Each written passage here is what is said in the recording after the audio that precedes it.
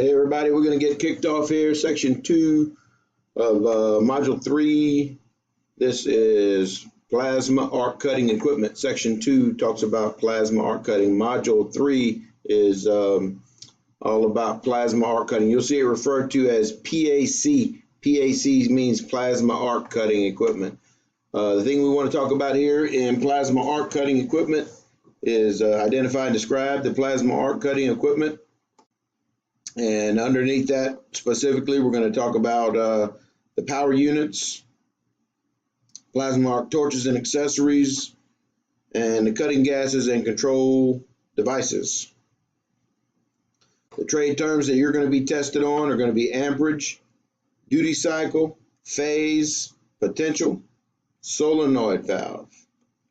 Those are all pieces and parts of this section, section 2. There's many different manufacturers of PAC, which stands for what? I'll put an Ed puzzle question there.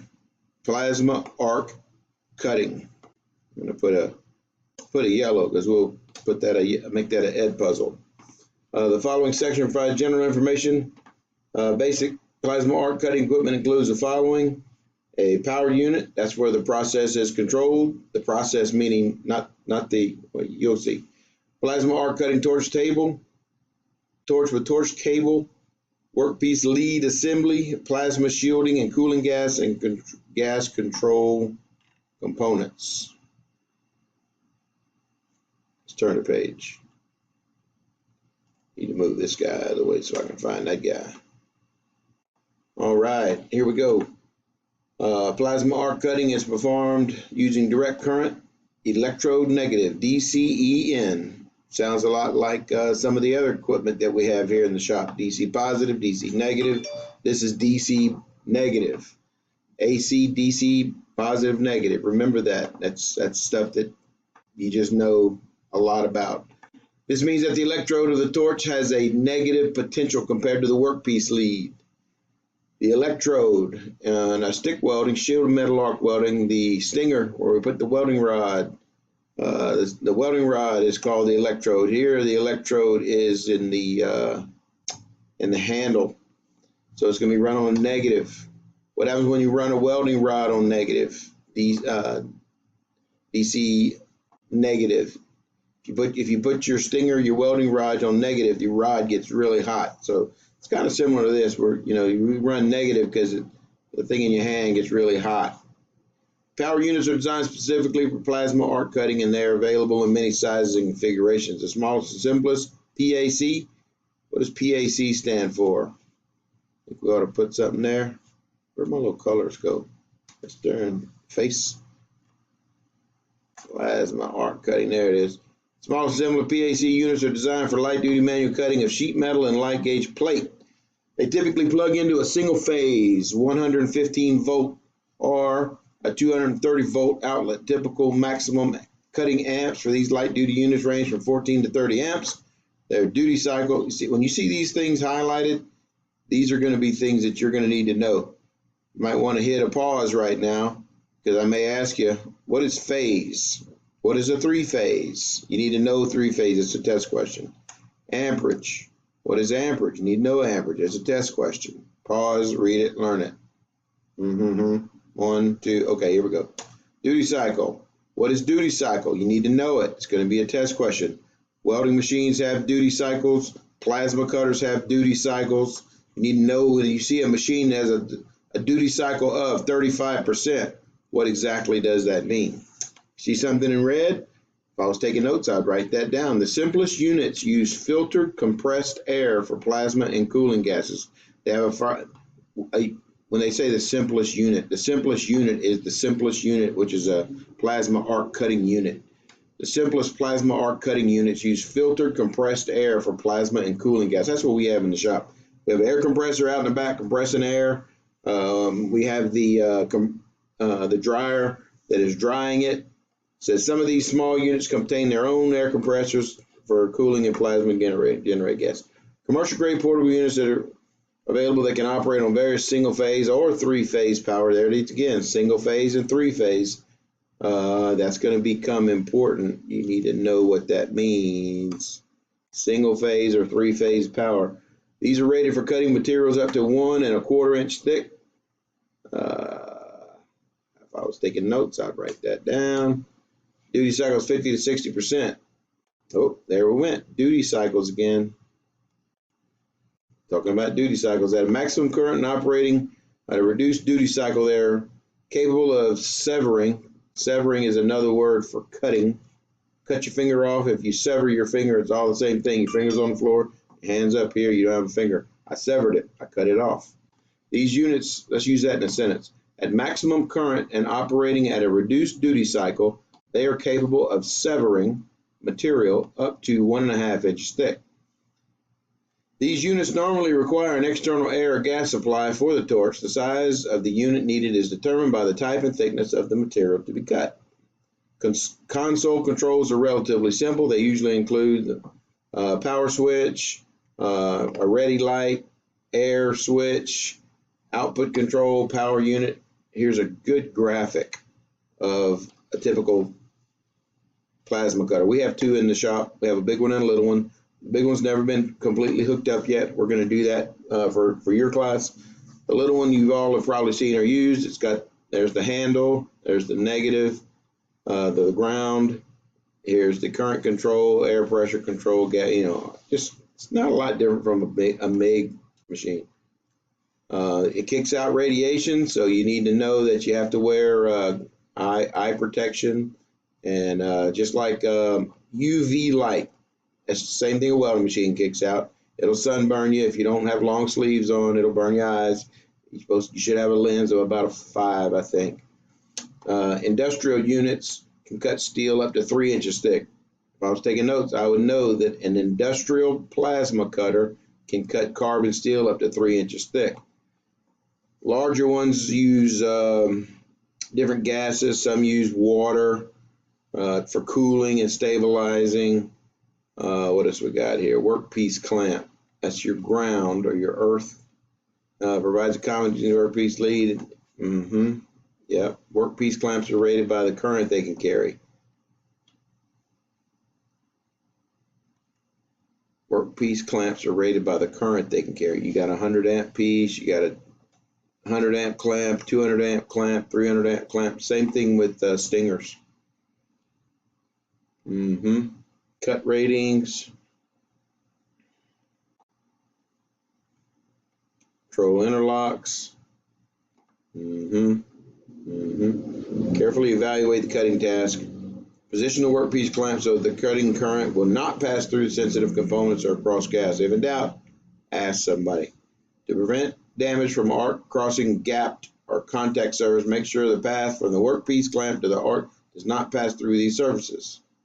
If you use it around bearings, seals, valves, and other things like that, it can cause damage because it'll make an electric arc go through a bearing. It'll fry the grease out of it, or maybe actually arc 2 little ball bearings together, kind of weld them together. So just got to be careful. Just pay attention. And you know what? You're going to make mistakes, and just kind of, when you do, just kind of figure out what it is that caused that mistake and try not to do that again. In red, test question, the most common plasma arc cutting torch uses a pilot arc in the transferred arc process. Transferred arc process, that's the kind where you have the the ground clamp, and you have your other piece in your hand. It's like your electrode, and there's a current. You complete the full current. The other one that's not a transferred arc process, it doesn't make that current. Ooh, excuse me, fellas. When the torch is moved near the workpiece, the higher current arc transfers to the workpiece. Because of its higher potential, the control unit automatically increases. There's a good shot of a plasma cutter. All right. The typical plasma arc cutter torch usually contains a replaceable retaining cap, a copper electrode, hafnium with a hafnium or thoriated tungsten insert, a gas foil ring, and a nozzle. That's actually a test question. You're going to be given a multiple choice with a list of things. You need to know this list: cap, copper electrode, thoriated tungsten, gas foil ring, and a nozzle. You need to write that down. That's a test question. Here's some good images that show how all this is put together. Water injection torches. Inject pressurized water to create a whirlpool around the jet below the point where the arc narrows. The water swirls around. The narrow jet cuts with a more uniform melt rate. That's important. You need to know why people use water. They use it because water creates a more uniform melt rate. That's why you use water. It's not about cooling. It's about creating a more uniform melt rate. Standoff distance, or the distance between the torch tip and the workpiece, should be kept between 1/16 and 1/4 inch. So that's how close you keep it, but you don't necessarily rub it right on your metal. Here's a standoff roller, and here's a standoff post guide. All these things help keep your torch tip from touching, which is how you blow through your consumables. All right, dual flow. You can actually have two different gases for 2 different operations. You can run for cutting 2 different types of steel. You know, you unplug one gas line, plug in another gas line. You can go from cutting carbon to, aluminum. See, this is a cool little chart that tells you this is the material: carbon steel, air, O2, N2 CO2, N2 air, H35 N2. You guys are all in chemistry, you know what that means. But if you go down here and you want to cut some stainless, now it's not recommended that you use air. That's what we have here. So if we were going to cut some stainless, we need to have that's oxygen in air. And here's for gouging. So I mean, you want to have different things on there. Aluminum. So on and on. The gas controls, replacing consumables, contact start to discharge. When compressed air supply is being used, a heavy-duty air filter or dryer is required to eliminate oil. We have that that's that device that's next to the air compressor out in the metal storage room. It's a heavy-duty air filter and dryer. Keeps the moisture out of the electric lines. To conserve consumables, make sure to have air dryers in the compressed air system. We do. Moisture in the compressed air can damage the equipment. We don't want that. There's some pressures that you can see. You can put these, that's like an oxygen cylinder on oxy-fuel, 1,500, 2,000 pounds. So you can run a plasma cutter with, a tank on the back of a cart, if you don't have compressed air. Here's a good example of what these look a lot like your oxy-fuel gauges. There's your pressure on the bottle side, pressure on your line side. We're not running those. We're running compressed air. What else you see? Many smaller plasma cutters come with a built-in air compressor. None of ours have that. There's a good shot of a guy cutting. Here's a cutting guide. It's good for cutting circles. See the little point? You put the point down, and you roll this around in a circle, cut out a circle. You measure your diameter of your circle by sliding this up and down that little piece of tubing right there. Regulator selection. All right. Additional resources in review. The duty cycle. You need to look these up.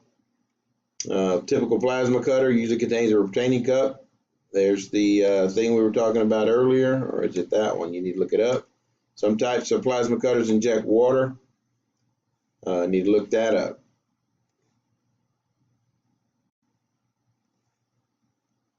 All right, so that's the end of Plasma 2.